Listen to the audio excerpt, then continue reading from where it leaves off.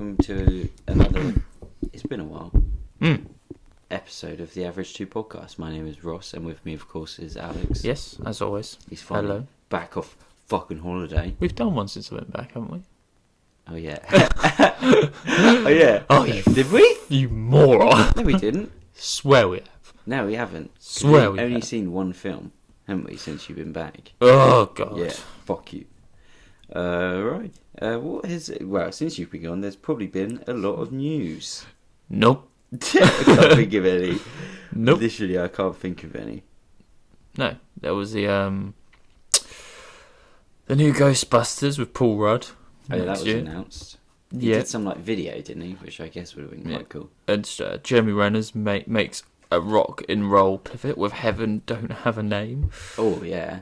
We listened to that. Yeah. And it was fine. Let's do a Fine, track Ross. review. It's a bit of a banger. Yeah. This is summer's number one. I can't wait to see Anthony Fantella review it. He's going to be Glastonbury. He's the next act. Yeah, it's going to be headline. Yeah, let's review Glastonbury. Did you watch any of it? No, I see Lewis Capaldi came out as Yeah. Noel Gallagher. That was brilliant. That was pretty funny. I did like it. That was probably the only highlight.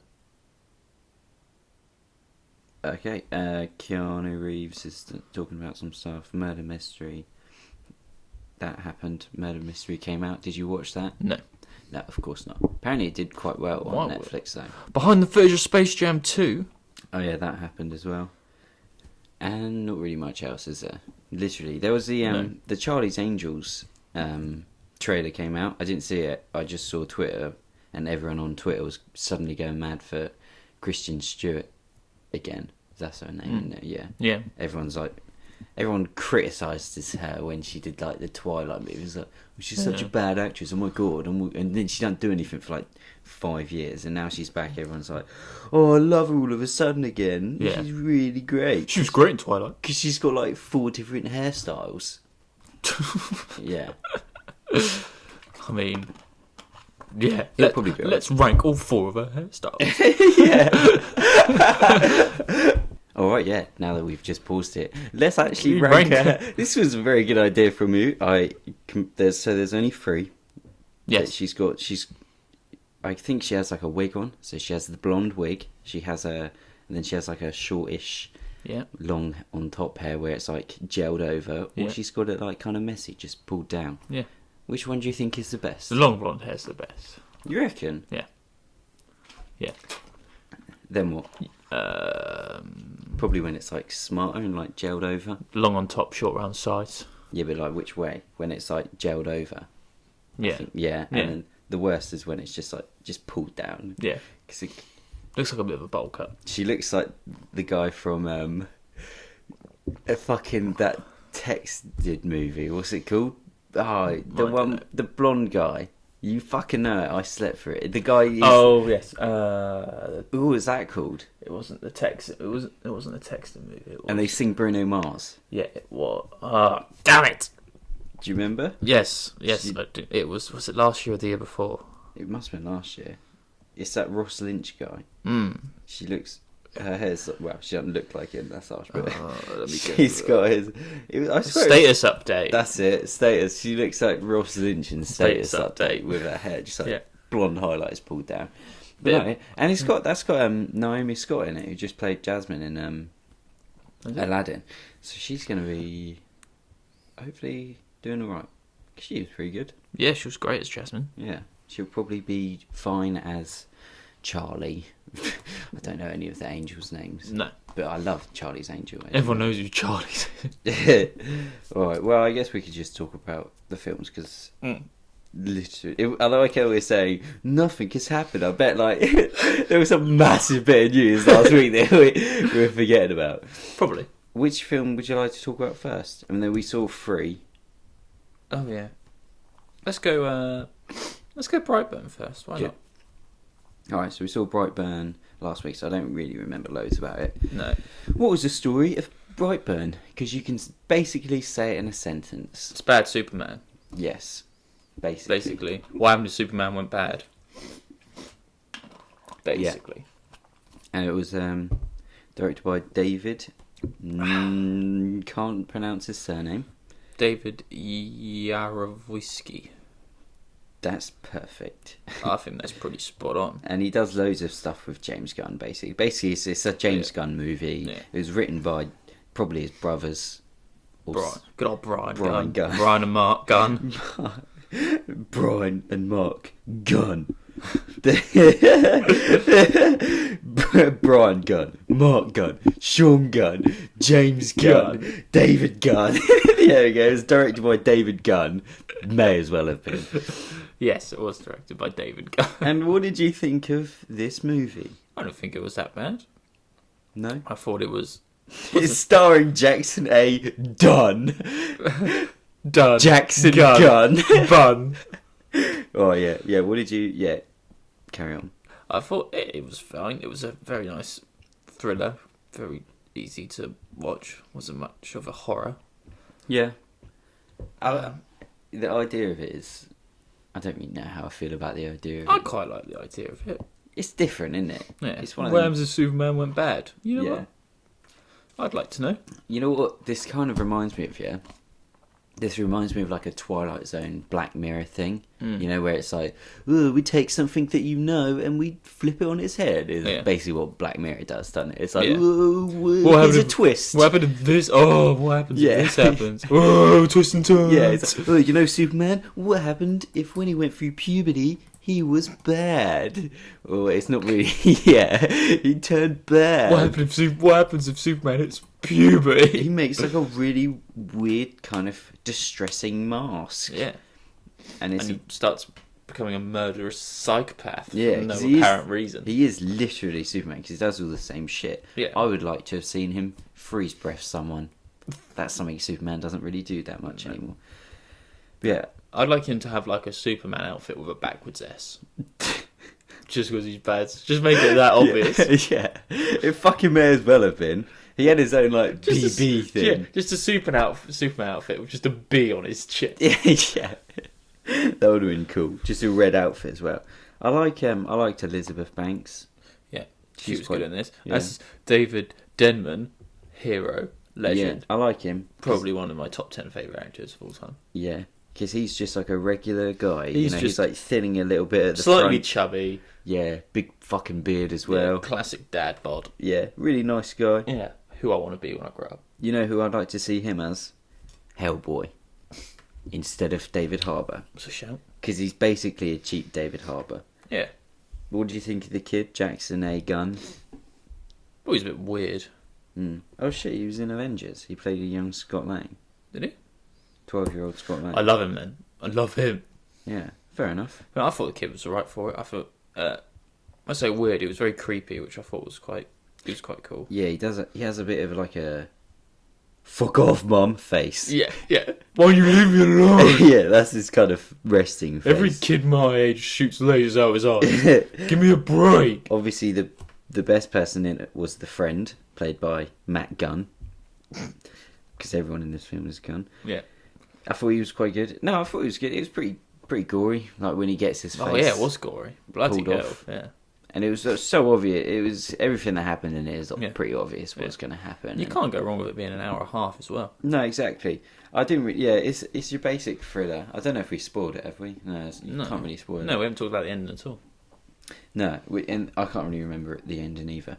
But as a film, it's just under 90 minutes. Yeah, it's pretty good thriller. Incredibly average, I'd say. Yeah, but entertaining enough. Entertaining enough that I can sit through it. Yeah, but everything you watch, you pretty much already know because it's Superman bad. That's pretty much it. It was just with a couple of cool deaths. It was good enough for me to sit through and not be bored. Yes. However, I really did like that they had. Oh, and here is a spoiler.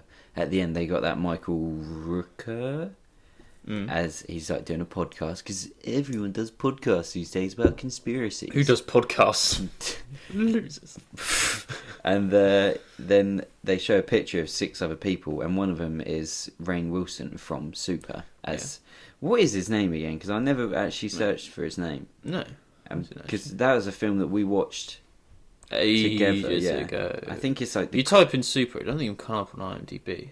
I think it's I know, right yeah, at the you bottom. got to search for It's it. right at the bottom. That's so annoying because I really want to know what it's like. The Crimson something, or it's, Rainn Wilson plays Frank Darbo. yeah. But anyway, yeah. So that's another James Gunn movie, and that's a really good movie. And I love that it was a reference. And obviously, Yeah, I'd love for them to go down the route of Glass and Split, where they made a sequel. Apparently, 10 there years might later. be some. I can't remember who told me, but apparently somebody they're actually thinking about it. What, making a fucking third one with them two? I'd love it. I'd pay all of my I money. want to watch Super again, so badly. Yeah, I want to see Super fuck up that little kid with a wrench. Oh, that's the best part of the film. Oh yeah, because that is in, and here's a spoiler. I'll give this movie credit for doing the old fake out where she gets a bit of metal that can pierce his skin, Yeah. and she's about to stab him, and he like carries her up Yeah. and drops her from fucking Yeah. the sky. Badass. Yeah, and I thought, all right, that's pretty cool because obviously You just see her fall. yeah, slowly. Yeah. So it's dramatic. Yeah. Because movies. Yeah. And I thought that was kind of cool how obviously you don't really expect that to happen. But then it's a James Gunn movie, so what can you expect? Exactly. Would you buy it on DVD? No, I wouldn't buy I this on wouldn't. DVD. I would only buy it on DVD Yeah. if they did a universe with Yeah, this. if So they did a third I one. could then buy Super. Exactly, because I bet Super's probably quite expensive. What, It's as a a James DVD? Gunn movie, yeah. No. Probably Surely not. Nah, I'm going to debunk that theory right now. don't embarrass me. Super DVD. £7.50. Ah, fuck you, that's expensive for what it is. How is it? Oh yeah, it should be about £2.50. Exactly. Is it on Blu-ray? Blu-ray for £6.96. Add it to cart now. There you go, that's free promotion, James Gunn. I'm buying it now. But I'm buying it now. I'm getting it delivered to work so I could get it. you getting it on Prime? I don't have Prime. You still don't have. Nope. I just bought Super on Blu-ray for under £10, and that's including delivery. Oh yeah, that's how much was it then? If it's under £10, It was £6 something. Oh okay, that's not too bad. 3rd of July, it'll be delivered at my work. Cool. Oh my god, I'm excited. You could have had it tomorrow. I'm excited. Tight bastard. And more often than not with my Amazon, I usually have it within at least 2 days. Yeah, it's no. So I'm not paying £8 a bloody This month. is our Brightburn review. I'm not paying £8 a month. We should just literally come in, turn on the mics, and just talk. Because more What often it than not, is. that's what happens. Yeah, I know. And then it would fucking kill my laptop when I try and upload it. So that was Brightburn. I've now just brought Super for £6.90. How good was Brightburn? Well, I bought Super. There you go. Think of it like that. I bought a completely different film. Yeah. What else did we see? Right. Let's move on to our Toy Story. Yeah. Yeah. What? Yeah. Yeah. Toy Story. You're right. 4. Toy Story 4. How are you feeling about this movie? I love this movie. I thought it was very good and a wonderful ending to Toy Story franchise. Yeah. I'm gonna buy a box set of all 4. Because I don't really think that we can say the story, because the trailer doesn't really give the story much of the story. No. Basically, it picks up from 3 where they've got Bonnie Yeah. and She makes Forky. yeah, New toy. Yeah, and who is very good as well. And they go on a road trip. Let's just leave it at that. Yeah, they have to go and rescue him basically. Yeah. And what did you think then? I thought this film was really good. I thought it was extremely funny. Yes. Looked incredible, but I wouldn't expect much less from a Disney film. Especially now, how Yep. animation is. You know, there's a shot right at the start where, that you know, when it's the shot of the house. Oh, and it's raining. Yeah, and I actually thought it kind of looks like a real. Yeah, that was incredible. And that that looks mad. That and the cat. Yeah, did look incredible, and it was very touching, very emotional. Surprisingly, yeah, because I thought after 3, I'm calling Disney out for making me almost cry. Yeah, I thought after 3, after they almost get fucking burned alive. Yeah, I thought I couldn't take much more. Yeah, I thought, how can they make this actually emotional? I saw loads of things saying, oh, it's really emotional. I thought, well, it's just Woody going to get a fork, like, get Forky back. I don't really understand how it can be emotional. And then you watch it and it's like, alright, okay, yeah, fair enough. Because this film, like all the other films, has a deeper message about growing up and parenthood. And it kind of is a bit about that. Yeah, it is actually. Yeah, And yeah, it's very nice. It's very nice to see them go. I think it's a nicer ending to 3, whereas I think it is a 3 better ends, ending. and then this one ends a bit. It wraps up a little bit more of like. And I think all the characters get a nice. All the main characters get a nice sort of ending. Yeah. From where they started in Toy Story 1 and 2. Yeah. To now. And I thought it was really good. I liked the new toys as well. I was kind of going into this thinking, Toy Story 4, oh, they're really scraping the barrel. They had to make a new toy for it to be to actually be able to make it, you know. They had to build this whole new Forky thing. Yeah. And I liked Forky a lot more than... Yeah. He starts off, I was like, oh, don't know. I don't know how I felt about that, though, because he was trying to...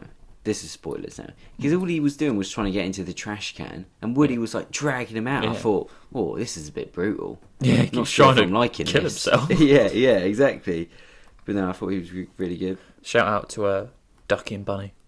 Ah, amazing. Who are just probably the best part of this film. I didn't even know. I knew it was, but it didn't sound like Jordan Peele, did it? You could tell it was Keegan-Michael Key as Ducky. That was pretty obvious. But Jordan Peele as Bunny did not sound like him. And I kind of liked how you don't really spend that much time with the other toys. It's just Woody and like those people.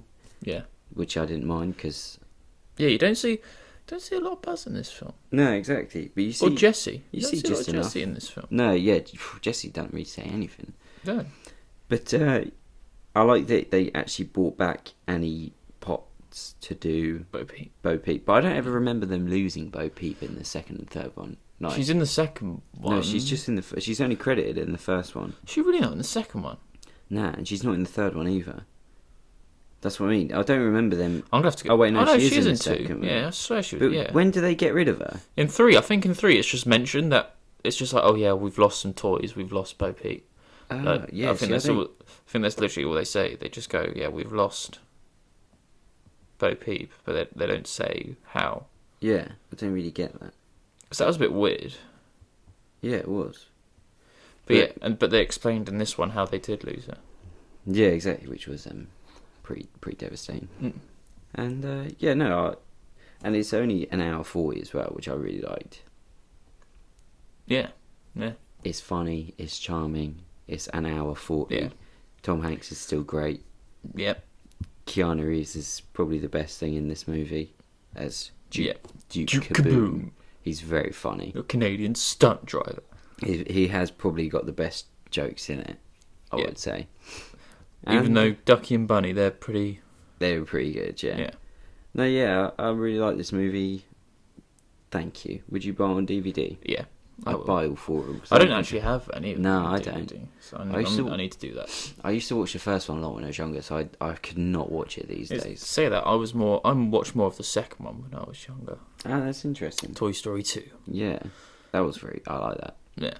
Because then you meet Jessie and... Yeah, and all them Buckaroo, or whatever it's called. Yeah. That's one of my favourite ones. And you have... There's isn't there 2 buzzers? Yeah, there's 2 buzzers, isn't there? Oh yeah, one of them's evil, isn't it? No, he's not. He's just like what Buzz was in the first film. He just thinks he's a spaceman. Isn't there that big purple evil thing in one of them? They do like the Star Wars rip-off where he's like, "I'm your father." That's it. Yeah, and they're like playing catch outside. Yeah, that's so good. I want to rewatch that now. Oh yeah, and I really like the joke because I just seen it here. It reminded me. You know, Carl Weathers, who plays Apollo Creed. He did the voice of the Combat Carls. You know, when he puts his hand up to high five and he doesn't. That's so funny. It just leaves him hanging. He high fives 2 of them. And leaves the third one hanging. That's so funny. Yeah, it's a very, very great movie. Yeah. I hope they probably won't make another one after. No, I think Tom Hanks said this is the final one. They couldn't make a 5th. Mm. They couldn't make a 5th. I wouldn't mind though. I'd probably go see it. I'd be worried because I'd be worried that they'd ruin it. Yeah, but fuck it. You need to know when to stop. Yeah, you say that, and then after 3, and then they did this one, and it's good again. 3 was good. It was very good. They're all good. Yeah. But yeah, alright, and now Friday, let's talk about... Oh boy! I really don't want to fucking think about this movie. No. Men in Black International. What's the story of this one? There you go. Ha! full spoilers for this movie, because if you haven't seen it, don't go see it. It's shite, and it's a waste of time. Exactly. Don't go see it. Let us just spoil kind of what happens, because we're not going to spoil anything. What's the story of this is like Men in Black's been compromised. That's just one fucking story. I think when they think Men in Black's been compromised. Yeah, there's a mole. There's a mole in the Men in Black International London branch, you want to say? Yes. Yeah? Was that we're going with that with the plot? Yeah, that's one of them. Let me read the IMDb plot. Yeah, innit? The Men in Black have always protected the Earth from the scum of the universe. Right, that's a shit way to start. In this new adventure, they tackle the biggest threat today, a mole. Oh, so that is really what they get. A mole in there, yeah. A mole. Right. I love that. They have these three sake. sci-fi heavy movies about space and aliens and shit, and then the fourth one, let's make it about a mole of just where it could be one of 4 humans. I don't even know where to start with this. Where we shall start at the beginning, because first there was sun. There was light. I will say, right, and I mean this honestly, and I don't think that this has anything to do with because it's directed by F. Gary Gray. I keep thinking that says F. Gary. I know. I used to always think that. He made he did Fast and Furious 8, Straight Outta Compton. He's done a lot of good films. The Italian Job remake, which I really Friday. like. Yeah, and then he's done a load of music videos. He did Miss Jackson by Outkast. I'm not surprised. So yeah, he's made a lot of pretty decent stuff. You know, I wouldn't say he was a terrible filmmaker. So I don't blame really any of this to him. I blame it on Matt Holloway and Art Markham. Yeah. They were the writers of this movie. You two are a disgrace. I will say that this is probably one of the worst written movies I've ever encountered in my life. Yeah. Oh, hang on. I understand now. Matt, Art Markham. I think we've just seen the same thing. Transformers The Last Night. You're a fucking disgraceful person. He wrote Iron Man. Yeah. But he wrote it with 2 other people. He wrote it with Mark Fergus. He needs someone to hold his hand, basically. Yeah, Mark Fergus, who is a good writer. And Matt Holloway. Again, you're a disgraceful person. Wow, that's weird. It looks like the 4 people that wrote Iron Man, they were two partners, Mark and Hawk. They went off and did good movies. Yeah. Matt and Art, they went off and did Men in Black International and Transformers 5. Yeah. Or 4, whichever one of that is. Well, I hope they got a nice paycheck for that one, because they probably fucking did. Yeah. This film is probably had the worst script I've ever had to endure in my life. Mess. A complete mess. Because it starts off... You start off with a flash. Well, is it a flash? Yeah. It just says 20 years earlier or something. With the little... So it's got Tessa Thompson as M. We'll just call him M, and Chris Hemsworth is age. So Tessa is... she's a young girl. Yeah. And then alien breaks into her house. Yes. I can't remember what the alien's called, because I don't care. No. And she sets it free, and her parents are neuralised, and she sees, but she doesn't get affected, and that's what she knows. She dedicates then her life to finding the Men in Black and joining them and start hunting down Which aliens. she does. She does. 10 minutes later. But then you also see another flashback with Chris Hemsworth and Liam Neeson, H and whoever Liam is, T, the high T. High T, yeah. It's fucking stupid. Who are in Paris, and then you almost see them fight. I can't remember what they're called. The Hive. The Hive. That's you almost it. see them fight the Hive, but then it cuts, and then you're in present day.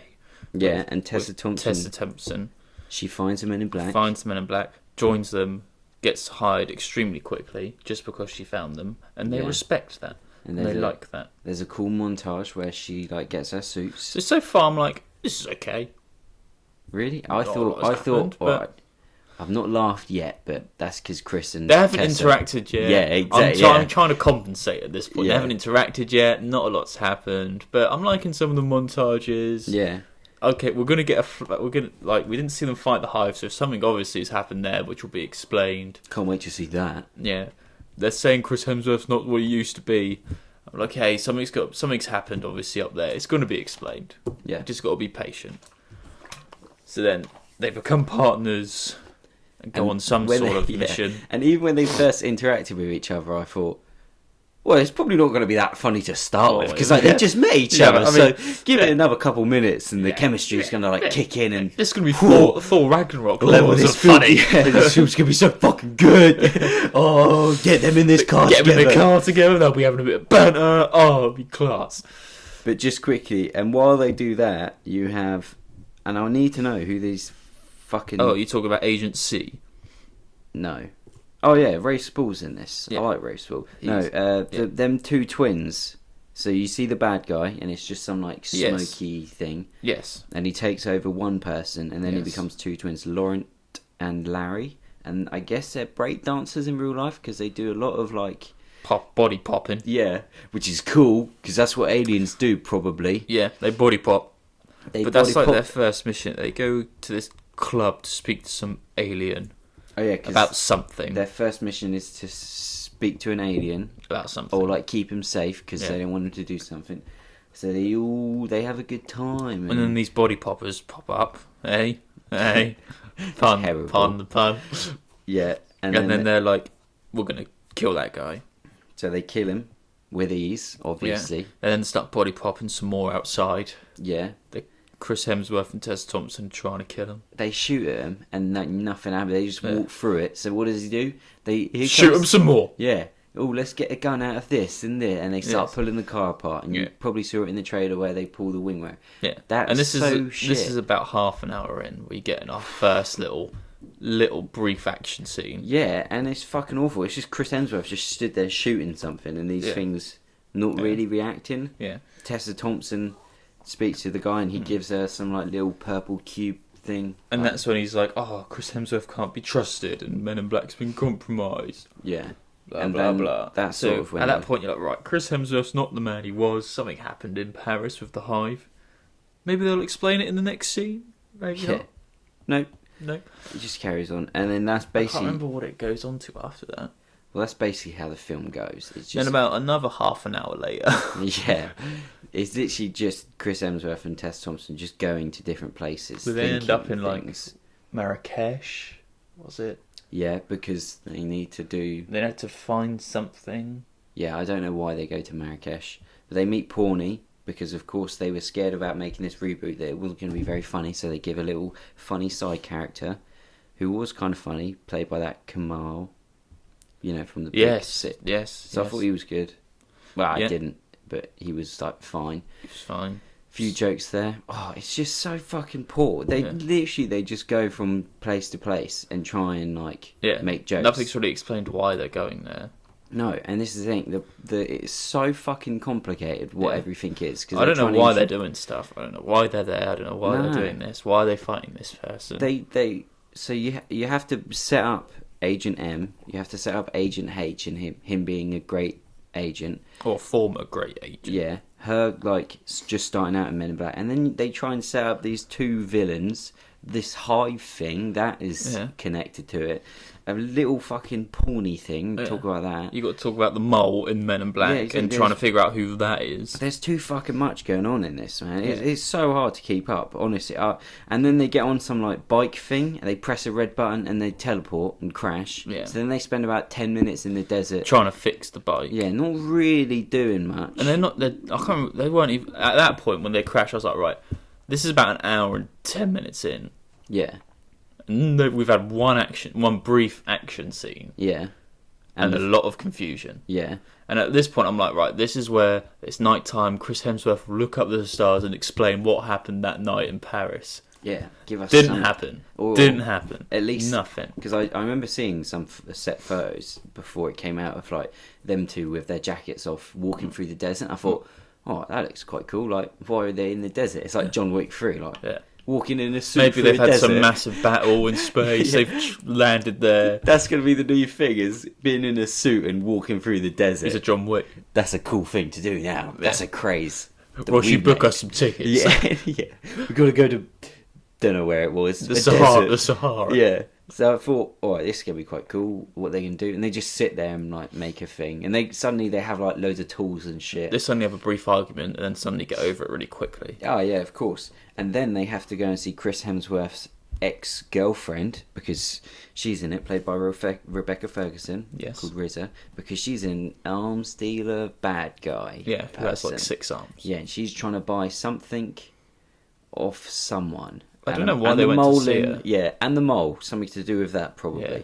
I don't know why they went to see her. No, and that bit was pretty shit because they just like break in, and this is where I took the biggest issue. It had a with really this shit film. fight scene as well. Yeah, of course. But one of Rebecca Ferguson's fucking like henchmen, Yeah. it turns out was the alien that Tessa Thompson let go earlier. Yeah. In her. When I saw that blue thing, I went, "This is gonna be fucking stupid." If it turns out to be the same one, that is some of the most horrendous writing. Yeah. You can't do that. No. Oh man, that's so like, fuck. What are we gonna do here? Yeah. Well, how about she knows the alien from when she was younger? Oh, yeah, yeah, that's brilliant, good. That's brilliant. good. Oh, that's good. Yeah. Write that in there. Yeah, I will. Write that, Matt. Oh, I'm writing it. Don't forget it. Don't Yeah. forget it. Oh, this is gonna be fucking great. Think of how complicated we're making this. All the twists and turns, and now they have to go here. And we're introducing Yeah. so much into this universe. It was one of the most stupid twists I've ever seen. Yeah, because then he obviously helps her out, and Yeah. then it sort of ends there because they like save the day and they use. Yeah, that was really weird. Oh yeah, that purple block thing that they had that she was given. Turns out it's like a big Oh, yeah, gun, it's a massive weapon. and she instantly knows what it is, doesn't she? I love that. She's like, Yeah. oh, it's obviously a star, a fallen star in a gun. Yeah. Oh, let's try it. She's a rookie.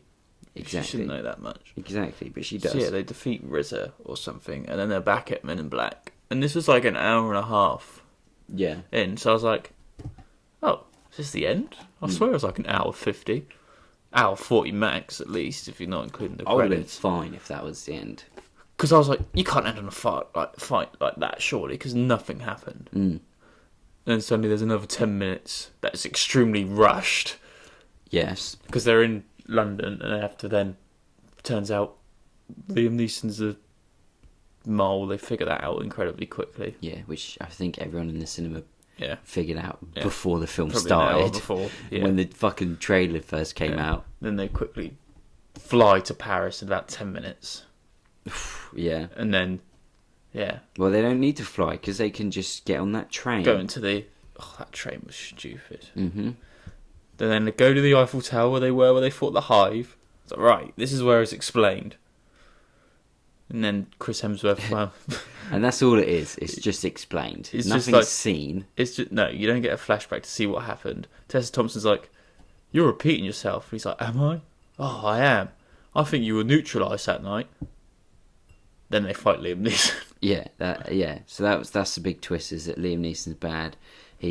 What's he called? Neuralised. That's The Neuralizer. Neuralizer. Yeah. He was he neuralised Chris Hemsworth, Yeah. and that's why he's been different. Yeah. And that's why he just keeps repeating this thing throughout the same movie. And it's really fucking stupid because It's stupid. he's neuralised, and you said this and I said this. He would have he would know. He doesn't remember defeating the Hive. Mm. He remembers. How they defeat. Yeah, Like, exactly. Just saying it. So that's just fucking stupid. This film is, from beginning to end, this film doesn't really make sense. Like, they're doing all this shit in plain sight, and they're not neuralising anyone. Yeah, it's Like, they're not fucking very, shut up constantly. it's not very subtle either. It's The old Men in Black films, they were believable. Like, Yeah. you believe, like, these people were hiding and usually in a film. just driving around in cars. Now there's these massive trains that just turn Go. into, like, these massive... Yeah, which is stupid and It's unnecessary. just stupid. This film's dreadful. Yeah, there's usually in like a bad movie, I'd be like, well, at least it had that like one funny part, or it had that one good joke. This is so unfunny, and it's such a, and it was the Which most is a bit annoying, of a shock. the most annoying part of this for me was, the one thing I did like was when Liam Neeson does turn into the Hive. It's kind of, it looks kind of cool. It does. That's all. look cool. That's all. Because it's just some like weird big I don't- alien octopus. I don't see how they mess this up. exactly think I mean, Men in Black 1 and 2, great. So good. Men in Black 2 is one of my favourite movies. Men in Black 3, probably shouldn't have done that. But it's fine. Yeah. Should we reboot it? Oh, cool. Yeah, let's reboot it. Like a little bit of Men in Black. Chris Hemsworth, Tessa Thompson. Oh, for Ragnarok, they were great. Matt Holloway and Art Art, do you two want to write it? Because, you just come off that film that made $1 billion. Yeah. Yeah, I reckon we could write it. Liam Neeson. Whoa. F. Gary Gray, get over here. There's no way we can mess this up. How much are you going to give us? Probably about $100 million. Yeah. All right then. I reckon we could do it. I reckon we could pull this out the bag. Yeah. Come on, guys, we're fucking counting on you, yeah? And they just fucked it. They completely fucked it. This should have been so much more simple and therefore better. But yeah, would you buy this on DVD? No. Would you watch a sequel? What do you mean? If they made another second one to this, yeah. Oh, God, no. That would be disgusting if they did. What would they even do? I feel this is like Venom, where they had everything. You do not disrespect Venom. Yeah, but think of how good it could have been. They had everything going for it.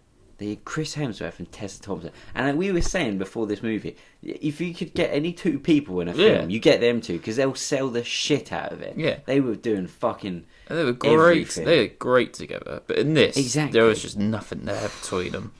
It's the writing. It's the writing. It was dreadful. Absolutely. God, dreadful. I hope they're sat there going, oh, God, we've made a mistake. I hope that they're embarrassed by it. I fucking would be. I would be. Because it's not even like, when people are like, oh, the critics hated our movie, but they don't understand. It's just a fun time, like Hellboy, when they're like, it's just a fun, gory time. Fun time, guys. Why are you being so serious about it? Don't take it serious. Whoa, we're just having a fun time. Yeah. If Chris Hemsworth just, but don't listen to the critics, because Men in Black International, it's just a fun time. We just had a lot of fun.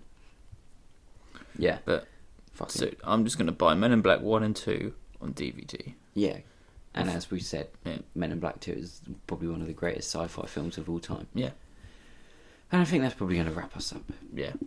Well, that's just sucked all the fun out of it. I know. I thought it would be funner talking about Men in Black, but it's making me think about it, and I hate it. Yeah, I hate it with a passion. It's the worst film we've ever had to sit through. Yes. I wouldn't say that. It was an hour 50. It was tough. I would say Walk Like a Panther was easier to sit through than this. I wouldn't say that. I'd say Walk Like a Panther was just... Would you say Hellboy was better than this? If I had to watch another one, I'd rather watch Hellboy. Yeah, because at least Hellboy had like gore and shit in it, and like. What about Holmes and Watson? I'd have to be maybe not sober to watch Holmes and Watson again. Yeah, probably. Actually, no. In Holmes and Watson, there was a couple of things that we laughed at. Yeah, and it's only like 80 minutes, isn't it? Yeah. Yeah. Yeah, I'd rather watch that. And you know what? I'd rather sit through fucking Mary Magdalene again, other than this. I'd sit through. What about the Nutcracker? Oh, I'd love to sit through that. That was dreadful. Yeah, but compared to this, at least it's like nicer to look at. What about the 1517 to Paris? We've sat through some right dross. Oh yeah, yeah, but 1517 that had one good bit at the end. What about Transformers? Last night, honestly, because that was 2.5 hours. I'd rather sit through that than Men in Black. God. Yeah, but at least that did have some entertaining stuff in it. Yeah, that's very true. And it's only like half an hour longer than this. Yeah. Same writers though. Yeah. I will. Yeah. I wouldn't want to sit through any Matt Holloway movie, except maybe Iron Man again. But I wouldn't watch that again anyway. Yeah. Oh well. Well, yeah. Okay. Well, it's anyway. Spider-Man on Tuesday, and that Midsummer or Midsummer. Yeah. What? I saw some reviews for Spider-Man. I saw like one of the headlines was, "It's a bit lackluster." I don't care. Some people are saying, "Meh, it's fine." Some people were saying, "The future of the MCU is not bright." Probably isn't. No, there's no. Yeah. They're taking a bit of break after Spider-Man, aren't they? There won't be a MCU film probably till the back end of next year. I like how IMDb top bill cast of Spider-Man Zendaya is above. Yeah, I never get how that works. Yeah, and that Rice girl from. Yeah, how is she above? Yeah, but obviously she's not going to actually be top billed. No. Imagine if she was. She's in it loads. Yeah, Spider-Man starting on a 8.3. Oh, I just fucking spoiled it for myself. Oh, fuck's sake. Wait, what? Well, don't spoil it for me. No, I won't, but Do you ever do that? You just go through the cast of something and try and spoil it for yourself. Like, No. I didn't know that he's in it. Hang on. I've just gone on IMDb. You type Spider-Man, and Spider-Man 4 comes up for 2020. But it's not Tom Holland. Oh, really? Yeah, do you remember the guy who directed Sam Raimi directed the 3 Spider-Man 2 and Spider-Man 3. Yeah. There's now Spider-Man 4. Yeah, but It's not. No, it's not Sam Raimi though. That's weird. Is this a game? Maybe it's a game. It looks just like someone's trying to make a Spider-Man film. Oh, probably, yeah. But how could? No, I don't get it. Don't get it. To face the Vulture. Well, I'm not seeing Tobey Maguire in it, so I don't really give a fuck. I do act. Oh, that first Spider-Man film. So many memories. In it. I wish Tobey Maguire was in the MCU. He deserves to be, I think. Yeah, 45-year-old Tobey Maguire. Right. I'm not going to go for the cast of Spider-Man then, considering you've just spoiled it for yourself. Well, it's a bit of a weird one, but yeah. I don't care. Buzzing for it. Yeah. Well, anyway, thanks for listening, and take care. Mm-hmm.